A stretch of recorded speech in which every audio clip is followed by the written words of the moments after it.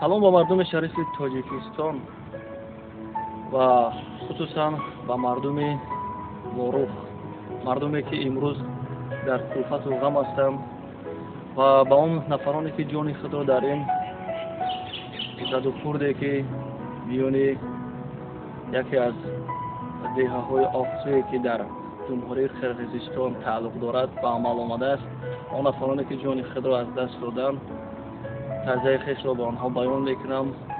мо низ ғамгин ҳастем ва он нафароне ки бистарӣ шуда ҳастанд дар беморхонаҳо хоб ҳастанд, ба онҳо низ шифои комилро тамона дорем.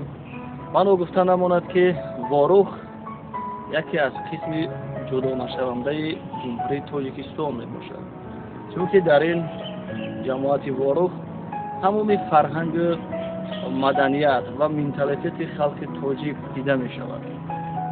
ҳамагон воқиф ҳастанд ки он урфу одатҳо ва он суннатҳои мардумие ки халқи тоҷик ва тоҷикистониён доранд дар ин минтақа рушд ёфта истодааст ва мо гуфта метавонем ки куллан мардуми бонангу номусе ки дар ин ватани азиз зиндагӣ мекунад барои ҳифзи марзу буми ворух ҳамеша омода ҳаст ки ҷонисорӣ намояд.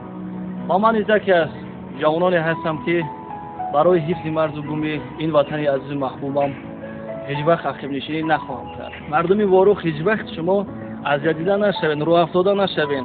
мо мардуми тоҷикистон барои дастгирӣ намудани шумо ҳамеша тайёр ҳастем.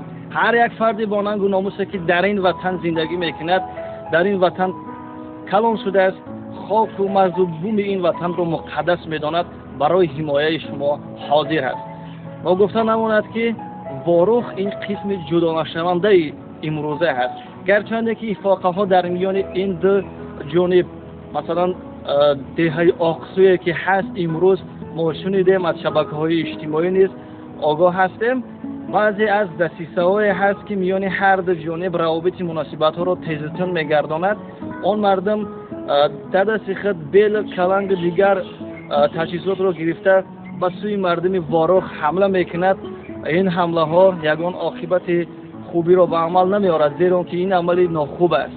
ва мардуми сарбаланди ворух, шумо огоҳ бошед ки ин миллат шуморо ҳеҷ вақт тарк нахоҳад кард. мо низ барои ҳифзи марзу буми худ кӯшиш мекунем ва барои шумо гуфтанӣ ҳастам. ҳеҷ вақт мардуми тоҷик ва миллати тоҷик дар ягон даврони таърихӣ дар ягон муноқиша сар нафароварда буд ва нахоҳад сар фаровард. мо низ метавонем ки бо тамоми ҷузъутом, бо тамоми нерӯ барои ҳифзи марзу буми худ сафарбар шавем ва ин мулки азиз ва ин як парчаи хоки муқаддаси ватани худро аз даст нахоҳем дод. бо ифтихор гуфта метавонам ки дар ин ватани азизу маҳбуб ҳар он нафаре ки бо шарафу бонангу бономус аст барои ҳифзи ва марзу буми ин ватан ҳамеша кӯшиш ва талош мевардад. ман низ аз қатори он ҷавононе ҳастам ки барои мудофиаи ин мулки азизи хеш ҷонисорӣ намоям ва як қатра хуни охире ки дар бадан дорам метавонам барои муҳофизат намудани ин ватани азизи худ фидо намоям. ва он нафароне ки дар ин муноқиша ҷони худро талаб доданд, бори дигар таъзияи хешро ба эшон баён мекунам.